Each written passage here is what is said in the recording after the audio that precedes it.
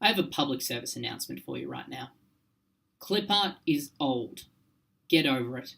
Move on. What I see here with these guys raising their hands, we're done with them. We're done with the weird dude with the question mark on top of his head. You are better than clip art, so be better than clip art. If you're going to use pictures and graphics and images in your presentation, there are some awesome resources. My favorite is flaticon.com. You can use icons on there for free, and the great thing about it is that they're formattable. So you can change size, you can change color, so you can get an entire color scheme very similar, and they're very, very clear graphics.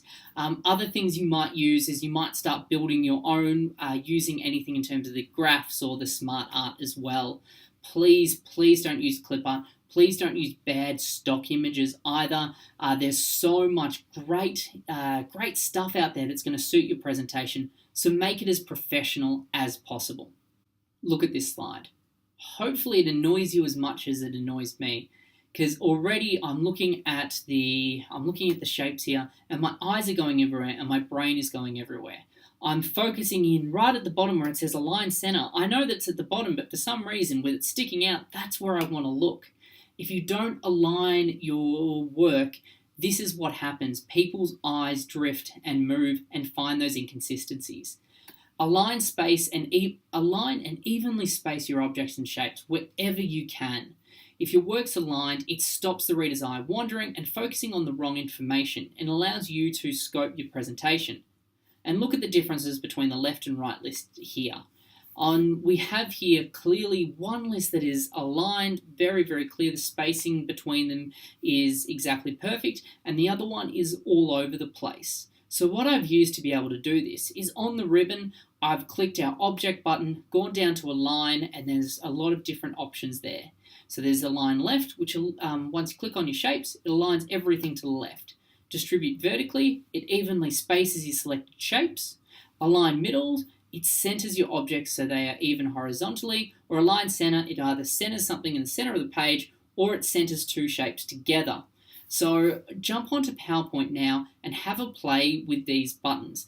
They are incredibly useful to be able to set up your presentations and be able to use boxes and images really, really well.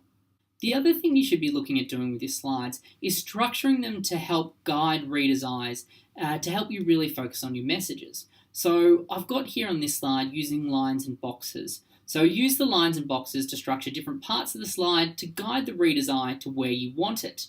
So instead of, say, for using the underline function, which we have here, you can use a line which will give the audience a clear indication of this is everything that's underneath that.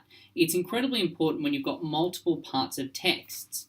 So what I have here is on one side, I've got no borders, I've got the underline, and then on the other side, I'm clearly indicating that I want people to look at 2015. I've boxed everything up. I've put a line across the entire thing so it boxes it all nicely and draws the reader's eyes in. If you're going to be using these throughout the deck, make sure that they are similar and you're ensuring consistency.